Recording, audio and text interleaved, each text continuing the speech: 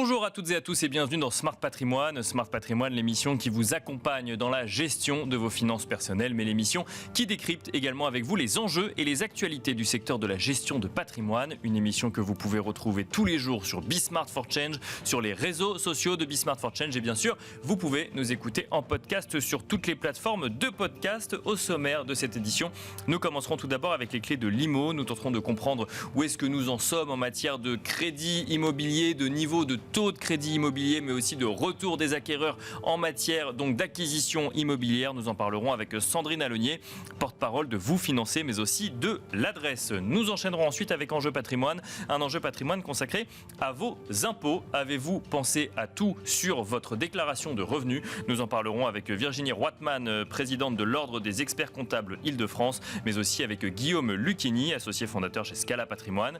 Et puis enfin, dans la troisième partie de l'émission, dans l'œil de l'expert, nous ferons un focus sur le démembrement en assurance vie et nous en parlerons avec Aurélie Alamijon, ingénieure patrimoniale chez Natixis Wealth Management. On se retrouve tout de suite sur le plateau de Smart Patrimoine. Où en est-on en matière de taux? Où en est-on en matière de crédit immobilier? Où en est-on en matière de retour des acquéreurs sur le marché de l'immobilier? Pour faire le point, nous avons le plaisir de retrouver sur le plateau de Smart Patrimoine Sandrine Alonier. Bonjour Sandrine Alonier. Bonjour.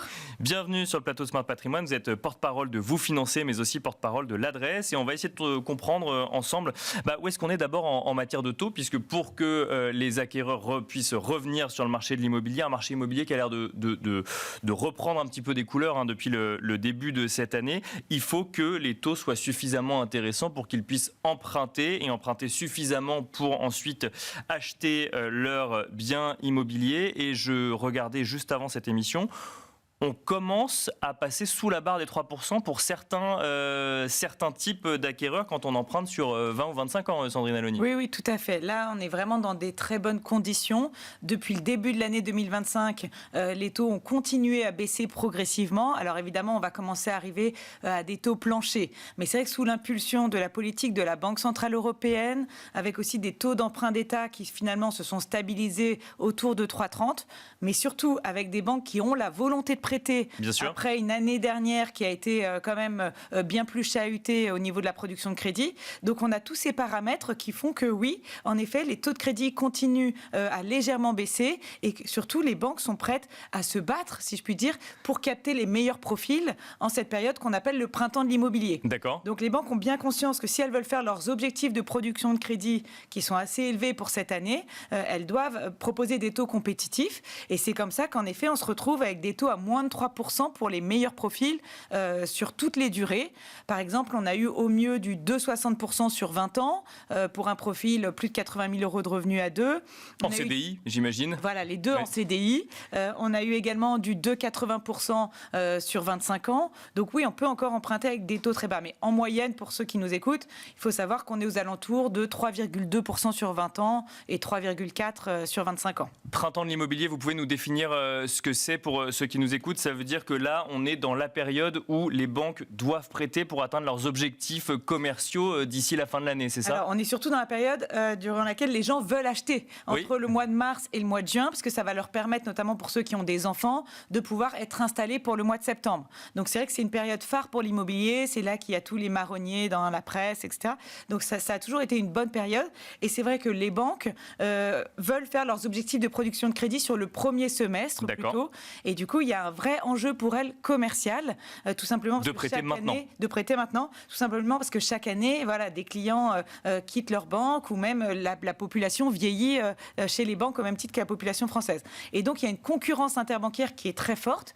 Et actuellement, on a même des banques qui sont prêtes à rogner sur leurs marges. D'accord. Parce qu'avec des taux d'emprunt d'État à 3,30 et des prêts à moins de 3, le compte n'y est pas. Oui, donc c'est pour ça que c'est très favorable pour ceux qui ont un projet actuellement. Est-ce que les acquéreurs l'ont compris ou est-ce que c'est encore un peu timide? Alors, on a interviewé plusieurs professionnels de l'immobilier qui nous disent quand même que depuis le début de l'année, ils voient que ça repart, que effectivement il y a plus de transactions, toujours plus de négociations aussi bien sûr, mais il y a une volonté de revenir sur l'acquisition immobilière. Est-ce que c'est ce que vous constatez aussi, Sandrine Alonier? Oui, c'est ce qu'on constate dans les chiffres, mais évidemment on a ce vrai sentiment de reprise parce qu'on on compare par rapport à 2024, qui était une année très basse. Donc là, pour vous donner quelques chiffres, chez Vous Financer, on est à plus 45% de demandes de crédit au premier trimestre par rapport au premier trimestre 2024. 2024. Chez l'adresse, c'est plus de 30% de compromis de vente supplémentaires qui ont été signés au premier trimestre. D'accord. Donc ce sont des chiffres significatifs. Et la Banque de France a communiqué sur 70% de crédits accordés en plus en mars 2025 par rapport à mars 2024, mais qui était un point bas. Donc oui, reprise, bien sûr, la reprise est bien là. Les acquéreurs veulent acheter de toute façon. Ils ont décalé leur achat quand les taux étaient à 4%, donc ils sont là. Mais c'est vrai qu'on n'est pas revenu sur des niveaux post-Covid lorsque les taux étaient à 1. Je dirais qu'on est passé d'un marché de passion à un marché de raison. Est-ce que ça veut dire qu'il faut s'attendre à ce que cette tendance continue sur le reste de l'année, si on reste évidemment dans un contexte économique qui n'évolue pas trop, puisqu'il y a des facteurs exogènes qui peuvent jouer, mais est-ce que ça veut dire qu'on va voir ce nombre d'acquéreurs progresser tout au long de l'année ? Alors, nous, on est quand même assez optimiste. Pourquoi ? Parce que les taux devraient rester aux alentours de 3% et que, comme vous l'avez dit, ça resolvabilise vraiment les acquéreurs, puisque par rapport à des taux à 4%, en remboursant 1 500 € par mois, on va quand même pouvoir emprunter 20 000 € de plus qu'il y a un an seulement. Bien sûr. Ouais. Sur 25 ans, donc c'est vraiment pas négligeable. Donc les taux vont rester aux alentours de 3. L'envie d'acheter est toujours là. Et vous parliez des facteurs exogènes, mais c'est justement avec la volatilité boursière, la volatilité des crypto-monnaies, on a aussi un retour des investisseurs et des petits investisseurs qui vont avoir 30-40 000 € d'apport et qui vont aller vers des petits biens dans les alentours de 100 000 €. Donc, eux sont vraiment de retour. Et puis, on a aussi les secondo-accédants, ceux qui avaient prévu de déménager, mais qui ne le faisaient pas quand les taux étaient à 4, qui sont là. Donc, beaucoup de paramètres positifs qui nous permettent de dire que voilà, l'année 2025 sera sans nul doute mieux que 2024. Vous parlez des secondo-accédants. Justement, les primo-accédants, c'est ceux qui font le marché, c'est ceux qui donnent de la fluidité au marché. Là, on les a vus revenir sur le marché immobilier en début 2025 ? Oui. On les a vus revenir vraiment en force, grâce à la baisse des taux, on l'a dit, mais aussi grâce à l'assouplissement des conditions bancaires. Oui. C'est-à-dire qu'en 2024, la banque demandait 20% d'apport personnel pour prêter. Donc, dans une grande ville comme Paris, avec un bien moyen à 400 000 €, il fallait quand même 80 000 € d'apport. C'est considérable quand on a 25-30 ans. Bien sûr. Et là, on est tombé à 10%, voire même 5% d'apport. Donc, ça permet aussi à des gens qui ne pouvaient pas acheter de revenir sur le marché.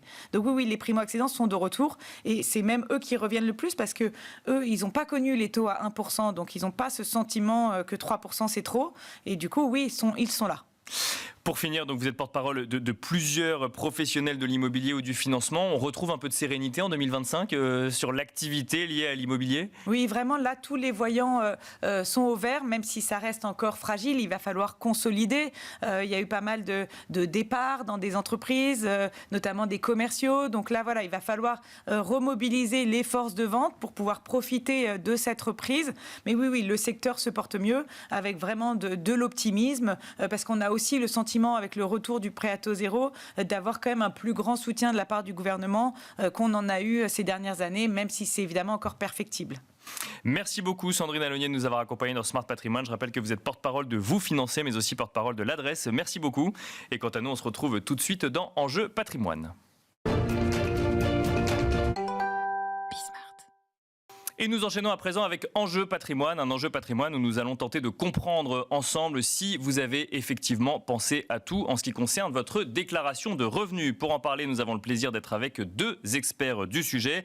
Nous avons le plaisir d'être en plateau tout d'abord avec Virginie Roitman. Bonjour Virginie Roitman. Bonjour. Vous êtes présidente de l'Ordre des experts comptables Île-de-France et nous avons le plaisir d'être en duplex également avec Guillaume Lucchini. Bonjour Guillaume Lucchini. Bonjour Nicolas, bonjour Virginie. Vous êtes associé fondateur de Scala Patrimoine. Alors on va organiser cette émission en deux parties. On va d'abord regarder spécifiquement sur la déclaration de revenus ce qu'il ne faut pas oublier et peut-être donc quelques cas pratiques ou quelques éléments particuliers avant de regarder également, donc ça sera plus avec vous Virginie Roitman, avant de regarder avec Guillaume Lucchini ce qu'il faut avoir en tête lorsque l'on a réalisé des investissements et ce qu'il faut reporter sur sa déclaration de revenus. On va commencer tout de suite avec vous, Virginie Roitman. Concrètement, si l'on n'a pas encore commencé à remplir sa déclaration de revenus, on n'est peut-être pas encore en retard, mais ça se rapproche quand même. Qu'est-ce qu'il faut regarder et qu'est-ce qu'il faut regarder spécifiquement ? Alors, on n'est pas en retard, pas pour tout le monde, parce qu'aujourd'hui, nous sommes le 20 mai, oui. Et c'est le dernier jour pour la déclaration papier, qui peut faire une déclaration papier, sachant que l'obligation, c'est la déclaration faite sur impôts.gouv. Bien sûr. Elle est déclarée, c'est l'obligation. Seuls les contribuables qui n'ont pas Internet, qui sont dans une zone blanche ou qui n'ont pas un abonnement Internet, ont le droit de renvoyer de la déclaration papier. Donc c'est jusqu'à ce soir 23h59. Et si c'est pas le cas, si vous le faites sans y avoir droit, vous avez une petite amende de 15 €. Après, là, vous êtes face à votre déclaration. Il y a 2-3 trucs qu'il faut absolument pas oublier.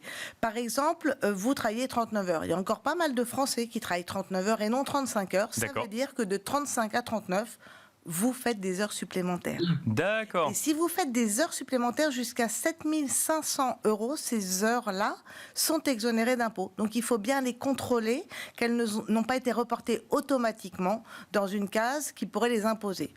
Après, vous êtes par exemple parent célibataire. Vous élevez seul vos enfants. Donc pour l'administration fiscale, ça s'appelle parent isolé. Mais il y a une case à cocher, la case T comme Thérèse, et si vous ne la cochez pas, vous n'aurez pas droit à la demi-part supplémentaire et vous oubliez 1 700 € d'économie d'impôt. C'est quand même bien dommage. Après, que vous dire d'autre? Les enfants, par exemple, Oui, bien sûr. Vous avez des enfants étudiants qui sont encore à votre domicile. Alors déjà, la première question à se poser, c'est est-ce que vous les rapprochez à votre foyer fiscal ou pas? Là, je vous incite à appeler des experts comptables parce qu'en ce moment, on a l'opération Allo Impôt à l'ordre des experts comptables. Oui. Et c'est pour aider les gens à remplir leur déclaration de revenus, c'est ça? Demain après-demain, 2 journées où des experts comptables répondent gratuitement à toutes vos questions. Le numéro, c'est le 08 65432. D'accord. C'est complètement gratuit. Il y a 6 jours en tout. Et alors, pourquoi est-ce qu'on se pose la question de rattacher ou non ses enfants à son foyer fiscal? C'est parce que les enfants peuvent avoir des revenus, que ce soit via des jobs d'été, via des alternances, via des stages. Et là, la question se pose, c'est ça? Exactement. Vos enfants, souvent, soit ils font un stage, soit ils sont alternants, soit ils font un job d'été. Peut-être pas les 3 en même temps, mais au moins un des 3. Bien sûr. Pour le job d'été, vous avez une exonération jusqu'à 5 000 € à peu près. Donc si jamais votre déclaration est pré-remplie avec un chiffre pour un de vos enfants, il faut aller mettre 0 si c'est en dessous de 5 000 €. Pour les stages, gratification de stage et l'apprentissage, la rémunération des apprentis, il y a une exonération jusqu'à 21 000 €. Donc, soyez très vigilants. Si ces sommes sont pré-remplies, il faut aller les enlever, au moins jusqu'au montant énoncé. Une question, Virginie Roitman. Il existe de plus en plus de plateformes qui permettent de mettre en location touristique son appartement ou sa maison, des plateformes qui permettent de revendre des habits ou des choses qu'on voudrait revendre sur, je donne pas le nom des plateformes, mais je pense que tout le monde a compris effectivement si on veut revendre son canapé ou des habits. Est-ce que ça, c'est quelque chose qu'il faut, ces revenus donc de vente de particulier à particulier ou de location de particulier à particulier doivent être intégrés dans la déclaration de revenus? Alors vous les donnez pas, mais moi je vais les donner. Si vous avez vendu des vêtements, par exemple sur Le Bon Coin ou Vinted, jusqu'à 30 transactions et 2 000 €, vous n'avez rien à faire. Vous êtes exonéré. Concernant la location, par exemple sur Airbnb, si vous louez votre résidence... Airbnb ou concurrent, oui, mais... Ou concurrent, Abritel, enfin ce que vous voulez. Si vous louez votre résidence principale jusqu'à 760 €, vous êtes exonéré. D'accord. Au-delà, ça s'appelle un revenu industriel et commercial. Donc vous devez remplir une case qui s'appelle micro, BIC jusqu'à 77 000 € de revenus. Et donc ça veut dire qu'on est exonéré que jusqu'à 760 €, c'est ce que vous nous avez dit? Tout à fait. D'accord, donc c'est très faible si c'est une location qui dure quelques jours. Après, on doit remplir spécifiquement la case micro-BIC, c'est ça? Alors micro-BIC, si vous n'avez rien fait cette année, si vous avez opté l'année dernière pour une vraie déclaration de location en meublé non professionnel, eh bien avec votre expert comptable, vous saurez quoi faire tous les deux. Appelez donc votre expert comptable, mais appelez aussi votre conseiller en gestion de patrimoine, Guillaume Lucchini. Quand on a investi dans un PER ou quand on a un PERP, ancienne version du PER, quand on a fait de l'investissement immobilier, qu'on est potentiellement soumis à l'IFI, qu'est-ce qu'il faut avoir en tête? J'ai donné plein d'exemples, on va revenir sur chacun d'entre eux. Qu'est-ce qu'il faut avoir en tête lorsqu'on déclare ses revenus, Guillaume Lucchini? Il y a pas mal de choses, effectivement. Virginie a évoqué pas mal de points qui sont importants. Je pense qu'il faut avoir en tête que votre déclaration n'est pas forcément parfaite, ou du moins tout ce qui est pré-rempli n'est pas forcément parfait. Ça, c'est un point important, c'est-à-dire que beaucoup de gens pensent qu'aujourd'hui, une déclaration d'impôt, c'est juste un document qu'on signe, qu'on paraphe et qu'on envoie à l'administration fiscale. En fait, il y a des choix, et c'est là où il y a tout un intérêt à être accompagné par un expert comptable et par un conseiller qui va être à même effectivement d'analyser la situation, les opérations qui sont passées en 2024, et qui va être force de proposition, notamment pour faire des choix, notamment en termes de déclaration. En fait, on a pas mal de sujets qui vont se présenter. Le premier, tout récent que j'ai encore vu, c'est la partie effectivement produit d'épargne retraite, puisque vous savez qu'aujourd'hui, quand vous avez un plan d'épargne retraite, c'est déductible fiscalement de vos revenus. Donc du coup, c'est une opération entre guillemets haut de bilan. On va venir retrancher de votre revenu imposable la somme que vous avez placée avant le 31/12/2024.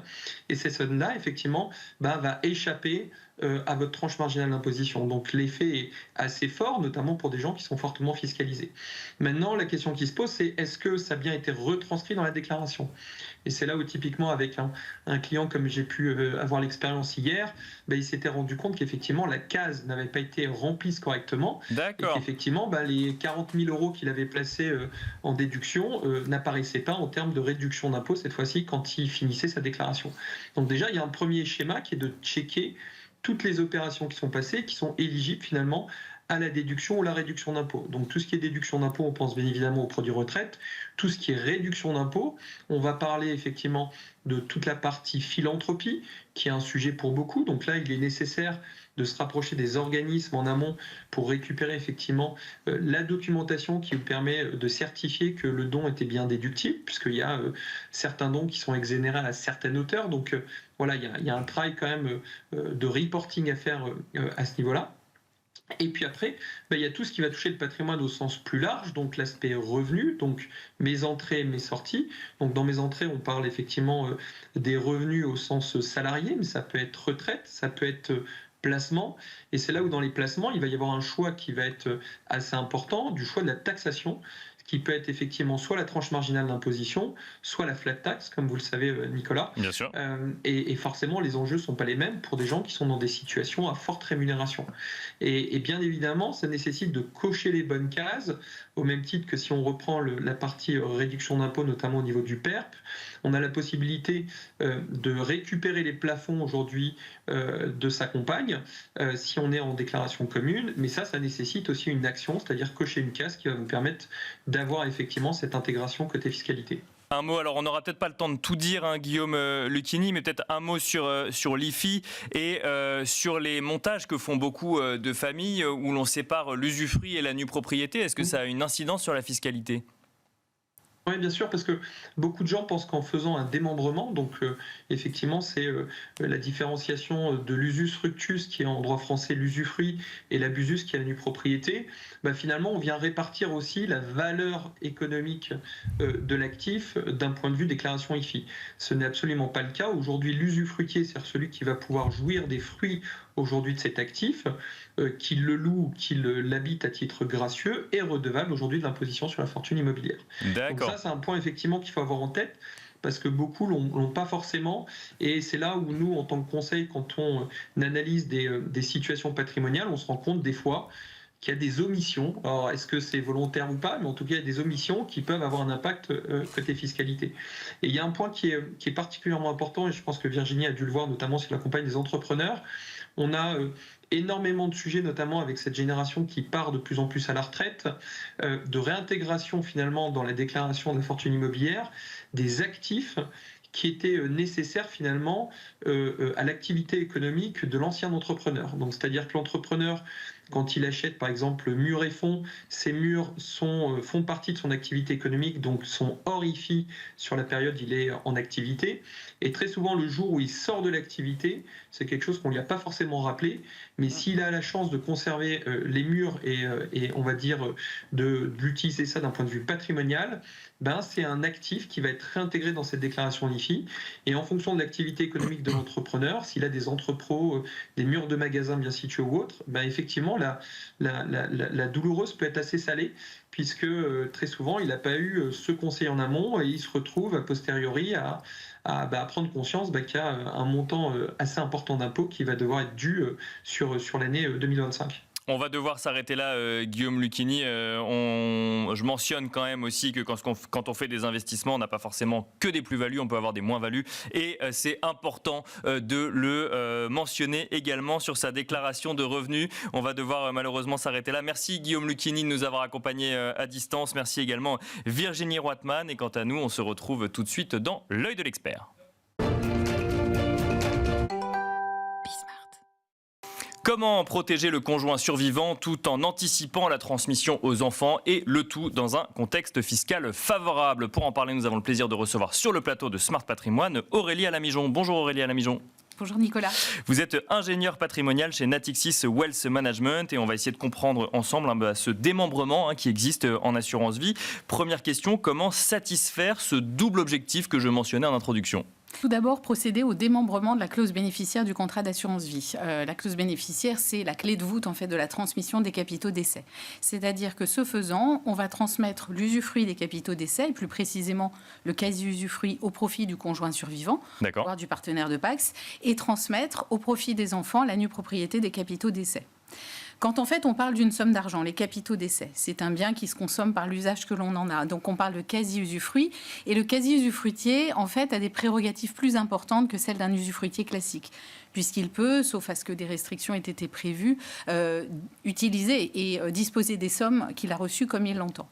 Sa seule obligation, c'est à son décès, c'est une obligation qui va peser sur sa succession, de restituer au nu propriétaire, en fait, ce qu'il aura perçu au dénouement du contrat comme capital. Voilà. Est-ce qu'il y a des points de vigilance particuliers ? Alors oui, déjà bien rédiger la clause bénéficiaire, ne pas hésiter si on souhaite assurer une protection et donner des garanties au profit des nus propriétaires comme une caution, de le prévoir dans la clause bénéficiaire. Et puis aussi très important de rédiger une convention de quasi-usufruit, qui devra être enregistrée afin de lui conférer une date certaine et de pouvoir déduire ensuite fiscalement notamment la dette de restitution pesant sur la succession. Si on parle de ce dispositif, quel est l'intérêt ou le traitement fiscal du démembrement en assurance vie? Alors, au plan fiscal, en fait, au premier décès, si le conjoint ou le partenaire de Pacs est quasi-usufruitier, il n'y a pas de fiscalité à acquitter, fiscalité assurance vie. En revanche, le nu propriétaire en acquittera une, mais uniquement sur la valeur de la nue propriété qu'il va recevoir, laquelle en fait équivaut à une fraction de la valeur de la pleine propriété en fonction d'un barème fiscal qui est légal et qui dépend de l'âge de l'usufruitier. Si par exemple l'usufruitier a 70 ans au moment où le contrat se dénoue, le quasi-usufruitier, eh bien la nue propriété transmise vaudra 70%. Et en fait, l'assiette de taxation du nu propriétaire sera d'autant plus importante en fait que l'usufruitier prendra de l'âge puisque la valeur de son usufruit corrélativement va diminuer l'âge avançant. On parle d'un mécanisme qui vise donc notamment à protéger le conjoint survivant. Qu'est-ce qui se passe au jour du décès du conjoint ou du partenaire de Pacs survivant? Alors, comme je le disais tout à l'heure, en fait, la succession du quasi-usufruitier aura une dette vis-à-vis des nus propriétaires de restituer en fait ce qu'il aura lui-même perçu au premier décès. Et cette dette, en fait, constituera, si elle a bien une date certaine, en fait, d'où l'importance de l'enregistrement de la convention de quasi-usufruit qui va la constater, elle constituera un passif déductible de l'actif successoral pour le calcul des droits de succession. C'est tout l'intérêt. Est-ce qu'il y a d'autres axes de réflexion à considérer en complément de ce démembrement de la clause bénéficiaire? Oui, tout à fait. Et alors là, ça va être ciblé à l'attention en fait, des couples mariés sous un régime de communauté qui disposent de liquidités communes à investir en assurance vie, puisque en fait, ils vont pouvoir coupler en fait, cette clause bénéficiaire démembrée, ce quasi-usufruit, avec une réflexion sur la façon dont le contrat va être souscrit. Schématiquement, soit en fait, chacun des époux partage la somme globale à investir en assurance vie et chacun souscrit avec la moitié des capitaux un contrat d'assurance vie en procédant à des clauses bénéficiaires qui sont croisées en quasi-usufruit. D'accord. Monsieur désigne madame quasi-usufruitière et réciproquement pour madame, elle désigne monsieur. Ou bien les deux époux, en fait, souscrivent ensemble, à hauteur de l'intégralité des sommes à placer en assurance vie, un contrat qui sera conjoint, dont ils seront tous deux assurés et qui se dénouera avec une clause bénéficiaire en quasi-usufruit au premier décès. Par hypothèse, on ne sait pas lequel c'est. En fait, l'intérêt de ces deux solutions, pour les comparer, c'est que fiscalement, le démembrement aura plus de puissance puisqu'il jouera sur une assiette plus grande avec une créance de restitution plus importante à déduire si on est sur un contrat conjoint que sur 2 contrats unipersonnels. D'accord. En revanche, si les époux se fâchent, divorcent, c'est une solution à ne pas retenir parce que dans ce cas-là, il faudra sans doute racheter le contrat. Il n'est pas évident que l'on puisse attribuer le contrat sous peine de risque de novation fiscale à l'un des 2 époux pour mettre un terme à cette solution. On va devoir s'arrêter là malheureusement, mais si vous avez plus de questions, notamment pour faire votre choix, n'hésitez pas à vous rapprocher d'un ou d'une professionnelle donc de l'ingénierie patrimoniale. Merci beaucoup Aurélia Lamigeon. Merci à vous. Je rappelle que vous êtes ingénieur patrimonial chez Natixis Wealth Management et quant à vous, je vous dis à très vite sur Be Smart for Change.